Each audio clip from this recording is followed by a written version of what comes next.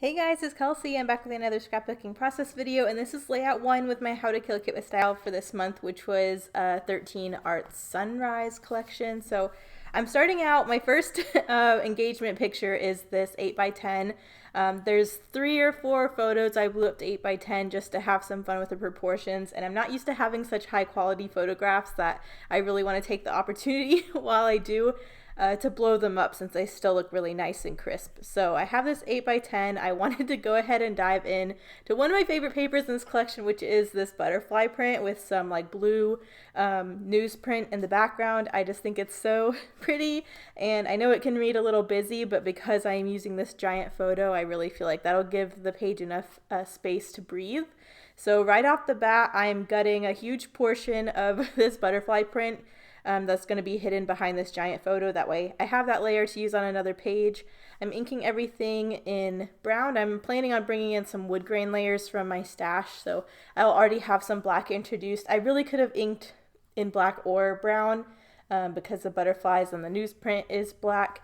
But since I was pulling in the wood grain, I decided to do brown. So that was just my thought process behind that. But I'm going to ink the edges. You can see I already matted the photo in, I think that's just computer paper, but I just wanted a white layer before I matted it on the wood grain, just to add a little bit more dimension. And again, I'm inking that in brown.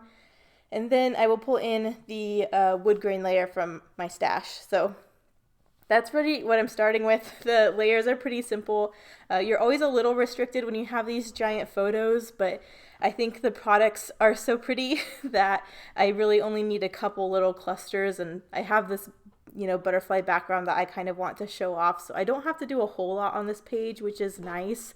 I really just want you to be able to enjoy the photo with a little bit of embellishment on the side. So that was the plan for this one. And even this wood grain I'm inking, I have several sheets of this in my stash, but I love this wood grain. I have a feeling I'm going to really go through it this month, so I'm going to go ahead and gut what's behind that photo on that page too. But here I go, just matting that onto the wood grain, and I'll ink that as well. And then once I kind of know the size of these frames, then I will know how much I can gut on the butterfly paper. But I know I want a title. I'm thinking I'll have one kind of larger cluster at the top of the page, since I'm planning on setting this photo more towards the bottom. And then I don't know if you can really even see it. I really didn't even notice until I blew this picture up to a larger proportion. But someone has a big colorful umbrella in the woods to the right there, in the trees, and I just want to cover them up. I don't want them to be distracting. So I'll end up doing a smaller secondary cluster over there that'll add some practicality, so you can kind of see I'm trying to figure out how I'm going to cover up those people. And then I mentioned it in the kit share. These ephemera packs have, it's nice that there's ephemera, but I'm still going to have to fussy cut them because there's a very wide white border around them, and I don't like my borders so wide. So I will go in and fussy cut these elements out of the ephemera pack just so they're a little bit more neater. So now that I kind of have figured out what I'm doing down there, I want to figure out what I'm doing at the top cluster. I'm thinking I'll pull in a doily and glassine bag just for some light, airy texture and layers. And then I'm thinking I'm going to pull in one of the larger floral clusters from the ephemera pack.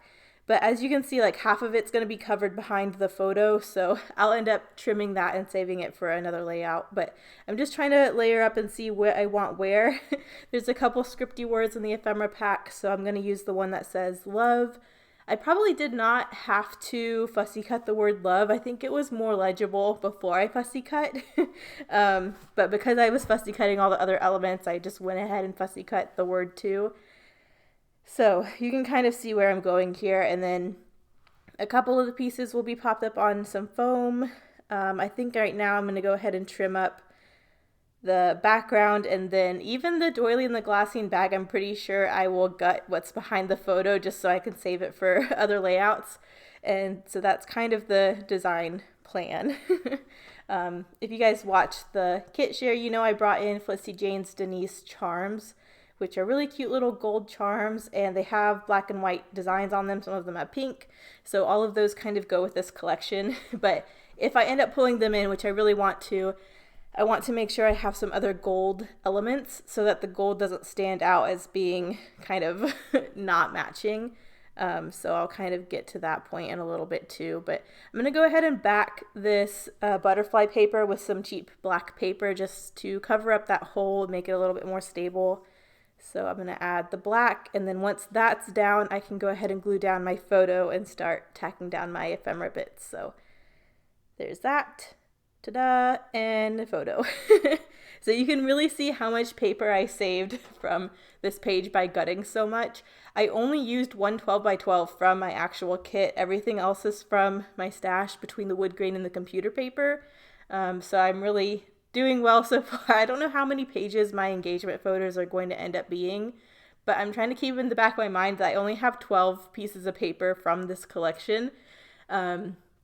Granted, I'm pulling in wood grain from my stash if I need to stretch it a little farther, but I'm really trying to make sure I have enough product to really get all of my engagement photos scrapped with this collection, because I think it'll be a really nice moment in my album for them all to coordinate. And I just think this collection's so pretty, and it goes really well with the engagement photo colors. So now that I have that, you can see I'm just layering my little cluster back at the top there. I trimmed off the bottom portion of that ephemera bit to save it for another page. I'm actually going to have one of those leaves kind of hanging over the floral, the photo. Sorry, there's so much sky in this space. I feel like it's okay to overlap the photo a little bit, especially because the secondary cluster to the right, there are going to be overlapping elements because the whole point of that cluster is to cover up the people in the background. So I kind of like when I do that the other cluster does that a little bit too. So, and I think it adds a little bit of interest. But now I added that over there, and now I'm going to stick this other cluster down. I'm just layering up one of the blue flowers, one of the kind of tannish pink leafy sprigs, and then the word love, which I thought's appropriate. They're engagement photos. So I'm just trying to stick that down. I thought about using the scrap of doily on the side too, but I really didn't feel like I needed it, and there's not a whole lot of space over there anyways, so I don't. But I'm just trying to get all these fiddly bits down. This scripty word love, I just used some liquid glue because I didn't want to try to stick my my glue tape on all of these little fiddly bits, so I'm just using my my Tombow Mono Multi for that. But I like how that's looking. And then this is where I'm like, okay, I want to use those Denise charms. I need to add some more gold. I think it'll look really nice with some Heidi Swapp gold color shine. So you can see I masked off the photo in the cluster with some plastic.